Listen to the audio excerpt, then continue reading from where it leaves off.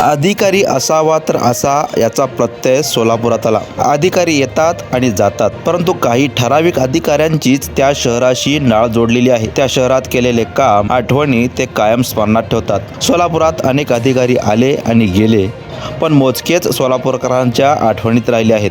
त्यापैकी एक अधिकारी म्हणजे तत्कालीन उपप्रादेशिक परिवहन अधिकारी राजेंद्र मदने। सोलापुरात आरटीओ म्हणून काम करताना त्यांच्याकडे महानगरपालिकेच्या परिवहन व्यवस्थापकाची जबाबदारी आली आणि त्यांनी असे काम केले की सगळ्या सोलापूरकरांच्या आठवणी ते कायम राहिले। त्या काळी परिवहन विभागाला त्यांनी एका उंचीवर नेऊन ठेवले होते। शहरात तब्बल 100 बसेस रस्त्यावर पाहायला मिळत होत्या। परिवहन व्यवस्थापकाची जबाबदारी सांभाळताना त्यांनी आपल्या उपप्रादेशिक परिवहन अधिकारी पदाचा पुरेपूर फायदा महानगरपालिकेला करून दिला। राजेंद्र मदने हे मूळ पुणे जिल्ह्यातील। त्यांनी शासकीय सेवेतून स्वेच्छानिवृत्ती घेतली आहे। बऱ्याच दिवसानंतर ते शुक्रवारी सोलापूरला आले होते। काही पत्रकारांच्या त्यांनी भेटी देखील घेतल्या, त्यामुळे जुन्या आठवणींना उजाळा मिळाला। सोलापुरात आल्यावर त्यांनी 7 रस्ता येथील बस डेपोला आवर्जून भेट दिली। त्या ठिकाणी त्यांनी जुन्या कर्मचाऱ्यांशी संवाद देखील साधला। साहेब आल्याने कर्मचाऱ्यांच्या चेहऱ्यावरील सुद्धा आनंद पाहण्यासारखा होता। परिवहनच्या बस समोर ते नतमस्तक झाल्याचे पाहायला मिळाले। दरम्यान या बातमीचे वार्तांकन केले आहे आमचे लोकप्रधानचे पत्रकार नारायण घंटे यांनी।